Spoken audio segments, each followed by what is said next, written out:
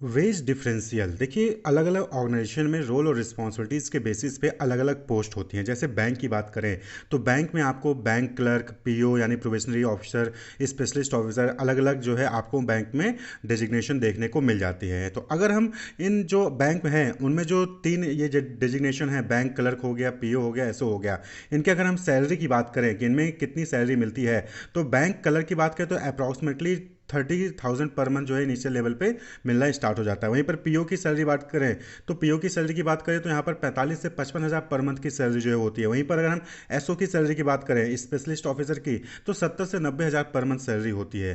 तो यहाँ पे आप देखोगे कि लोग, ये तीनों ही कैटेगरी के लोग जो एम्प्लॉई हैं, ये तीनों ही एम्प्लॉय बैंक में काम कर रहे हैं, लेकिन इनकी रोल और रिस्पॉन्सिबिलिटीज अलग हैं, एजुकेशन, क्वालिफिकेशन, एक्सपीरियंस अलग होगी, और इसी वजह से इनकी जो सैलरी है पर मंथ या फिर पर ईयर जो कह लीजिए, ये क्या है, डिफरेंट है। क्लियर, ये क्या है, डिफरेंट है। तो इसी को कहते हैं वेज डिफरेंशियल। जब ऑर्गेनाइजेशन में अलग अलग रोल और रिस्पॉन्सिबिलिटी के बेसिस पे अलग अलग सैलरीज, अलग अलग वेजेस वहाँ पर दिए जाते हैं, तो उसी को हम वेज डिफरेंशियल कहते हैं। जैसे कि एक वर्कर है, वो माइन में काम कर रहा है, उसकी सैलरी ज़्यादा होगी as per compare to the worker who is doing work in office. Office में बैठ के आप काम कर रहे हो और वहीं पर उसी कंपनी में एक वर्कर है जो माइन में काम कर रहा होगा, तो उनमें आपको वेज डिफरेंशियल देखने को मिलेगा। क्यों?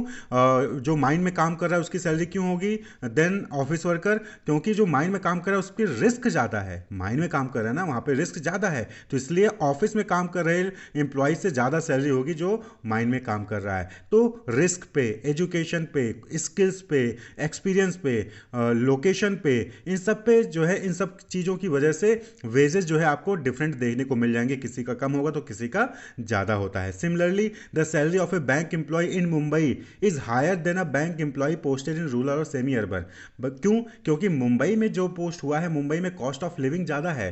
कॉस्ट ऑफ लिविंग कहने का मतलब कि वहाँ पर रहने खाने पीने की कॉस्टिंग ज़्यादा है, प्राइस वहाँ पर ज़्यादा है, इसलिए मुंबई में जिसकी पोस्टिंग होगी उसकी salary as per compare to other location ज़्यादा होगी। सेम पोस्ट होगा, ठीक है। एसबीआई का ब्रांच है सपोज करिए, तो एसबीआई के अगर एसबीआई का कोई एम्प्लॉय लखनऊ में एसओ है और वही एसबीआई का ही एम्प्लॉय है, कोई एसओ है, वो मुंबई में पोस्टेड है, तो जो मुंबई में पोस्टेड है एसओ, उसकी सैलरी आपको ज़्यादा देखने को मिलेगी as per compare to SO in Lucknow. Clear? तो ये जो है आपको वेजेस डिफरेंशियल देखने को मिलते हैं। क्यों? क्योंकि यहाँ पर लोकेशन अलग था, कॉस्ट ऑफ लिविंग ज़्यादा थी कहीं पर, तो कहीं पर कॉस्ट ऑफ लिविंग कम थी। तो जहाँ पर कॉस्ट ऑफ लिविंग कम होगी वहाँ पर सैलरी कम देखने को मिलेगी, जहाँ पर कॉस्ट ऑफ लिविंग ज़्यादा होगी वहाँ पर सैलरी ज़्यादा देखने को मिलेगी, जहाँ पर रिस्क ज़्यादा होगा वहाँ पर सैलरी ज़्यादा देखने को मिलेगी, जहाँ पर रिस्क कम होगा वहाँ पर सैलरी आपको कम देखने को मिलेगी। तो सिमिलरली प्रोफेशन वाइज भी आप देखोगे तो वहाँ पर आपको सैलरी और वेजेस के डिफरेंसेस देखने को मिलेंगे। तो यही क्या होता है, वेज डिफरेंशियल होता है। वेज डिफरेंशियल क्या हो गया?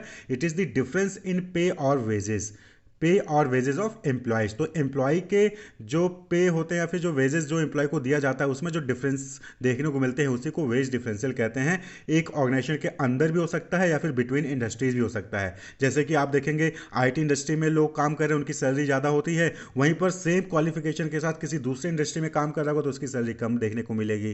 क्लियर? तो ये इंडस्ट्री टू इंडस्ट्री भी जो है वेज डिफरेंशियल आपको देखने को मिलेंगे। एक ऑर्गेनाइजेशन के अंदर भी जो अलग अलग लेवल पे एम्प्लॉय काम कर रहे हैं उनके ही वेजेस में, उनके पे में भी आपको डिफरेंसेस देखने को मिलते हैं, और इसी को क्या कहते हैं, वेज डिफरेंशियल कहते हैं।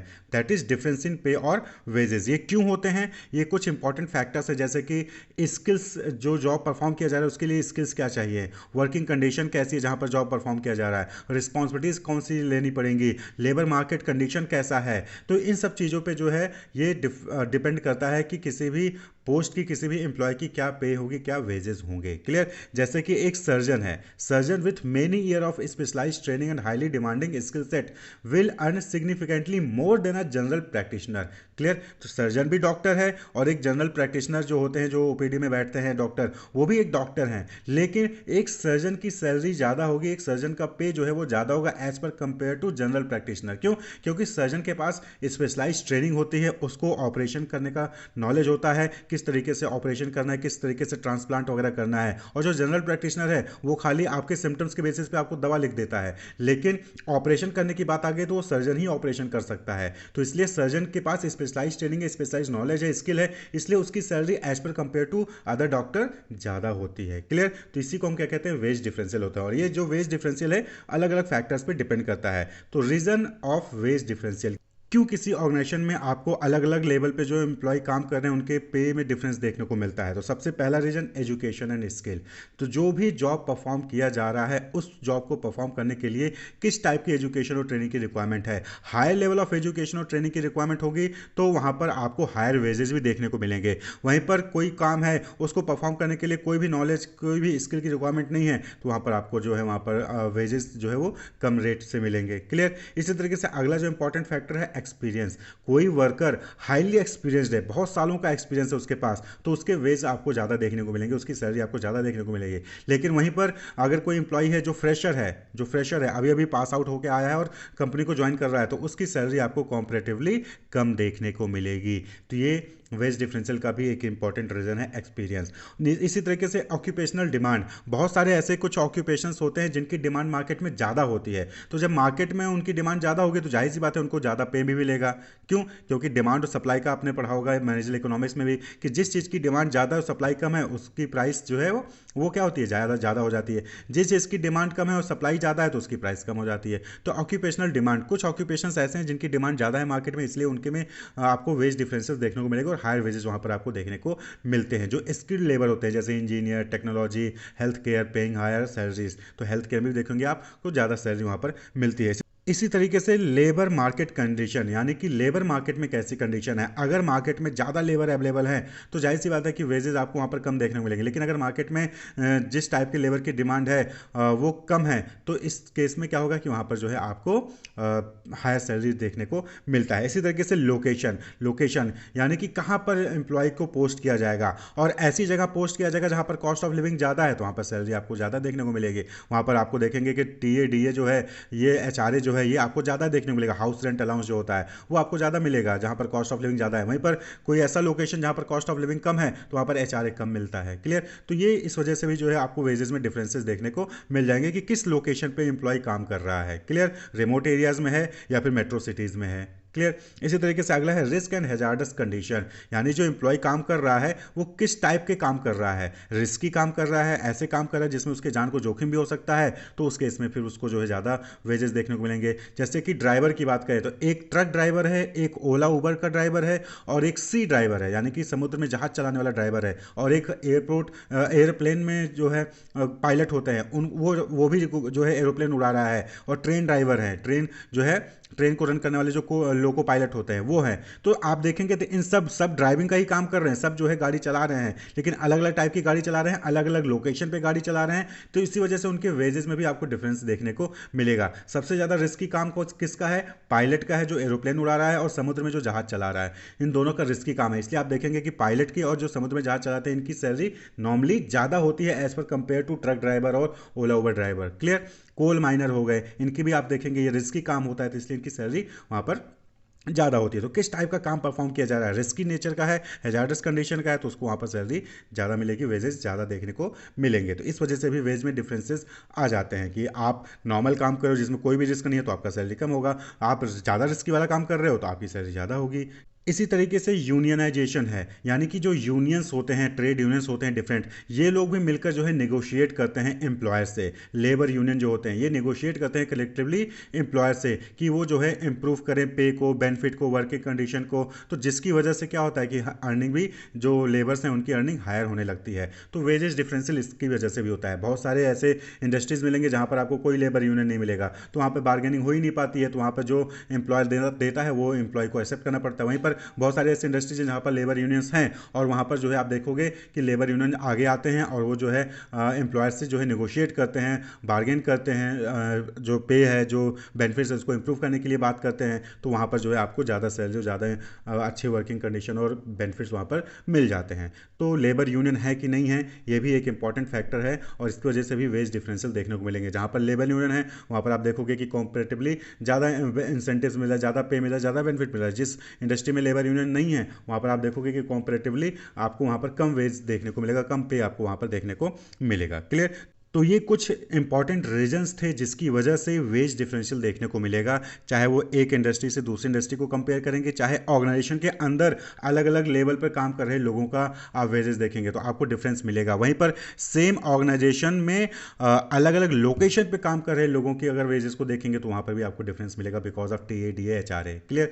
तो वेज डिफरेंशियल यानी कि डिफरेंस इन दी पे। तो अब बात कर लें कि इसका सिग्निफिकेंस क्या है, वेज डिफरेंशियल का सिग्निफिकेंस क्या है या फिर इंपॉर्टेंस क्या है, बेनिफिट क्या है, क्यों ये वेज डिफरेंशियल्स जरूरी हैं। तो सबसे पहला इंपॉर्टेंस है incentive for skill development. By offering higher wages in certain occupation, wage differential serve as a powerful incentive for individuals to invest in education training and skill development leading to a more skill and competitive workforce. जब आपको ज़्यादा veg मिलेगा, जब कोई position है आपको वहाँ पर ज़्यादा वेजेस दिया जा रहा है, तो आप क्या करोगे, आप अपने ऊपर खर्च करोगे, आप अपने ऊपर इन्वेस्ट करोगे, अपनी एजुकेशन को इंप्रूव करोगे, ट्रेनिंग जो है लोगे, स्किल को डेवलप करोगे, जिससे कि आपकी स्किल बढ़ेगी और कॉम्पिटिटिव वर्कफोर्स जो है वहाँ पर ऑर्गेनाइजेशन के पास अवेलेबल होगा। तो इंसेंटिव है ये स्किल डेवलपमेंट के लिए। इसी तरीके से बूस्ट प्रोडक्टिविटी एंड परफॉर्मेंस। जाहिर सी बात है कि जब वेज डिफरेंसेस होंगे तो जो लोअर वेज पा रहा है वो हायर वेज को पाने के लिए मोटिवेट होगा और वो अपनी प्रोडक्टिविटी को इंप्रूव करेगा, अपनी परफॉर्मेंस को इंप्रूव करेगा,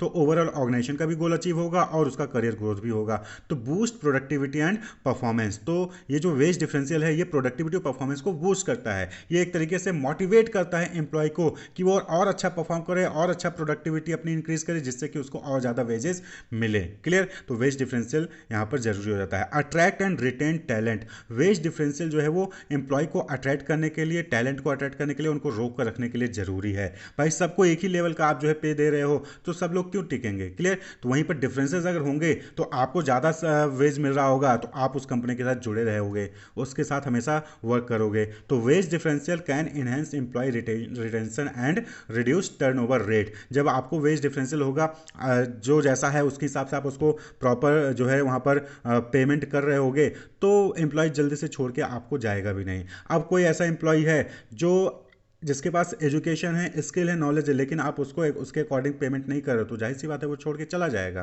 तो एम्प्लॉय को रोक कर रखने के लिए और एम्प्लॉय आपका ऑर्गेनाइजेशन छोड़ के ना जाए, उसके लिए भी जो है वेज डिफरेंसेस वहाँ पर जरूरी होता है। भाई एक पढ़ा लिखा एम्प्लॉय है और एक जो है अनस्किल्ड लेबर है, दोनों को आप सेम सैलरी दे रहे होगे, तो जो पढ़ा लिखा एम्प्लॉय है वो क्यों वहाँ पर आपके यहाँ पर काम करेगा। जब वो कहेगा कि भाई एक अनस्किल्ड एम्प्लॉय है उसको भी आप उतना ही सैलरी दे रहे हो, मैं वेल ट्रेंड हूँ, मैं वेल एजुकेटेड हूँ, हाई डिग्रीज लेके रखी हुई है और आप मुझे भी उतना ही सैलरी दे रहे हो, तो ऐसे में जो है वो एम्प्लॉय वहाँ पर आपके पास नहीं रहेगा, वो छोड़ के चला जाएगा। तो इसलिए वेज डिफरेंशियल जरूरी है। जो अनस्किल्ड है उसको कम रखिए, जो स्किल्ड है उसको ज़्यादा वहाँ पर पेमेंट करिए। क्लियर? एफिशिएंट लेबर एलोकेशन, ये भी इंपॉर्टेंट जो है सिग्निफिकेंस है, इंपॉर्टेंस है वेज डिफरेंशियल का, कि जो जैसा एम्प्लॉय है उसको इसके अकॉर्डिंग जो है वहाँ पर लेबर को एलोकेट करते हैं। जैसे कि एक MBA किया हुआ कैंडिडेट है तो उसको आप मैनेजर पोस्ट पे हायर कर सकते हो। वहीं पर एक ऐसा पर्सन है जो कि 10th या 12th ही पास है और उसके पास कोई भी ट्रेनिंग या स्किल नहीं है, तो उसको जो है आप लोअर लेवल के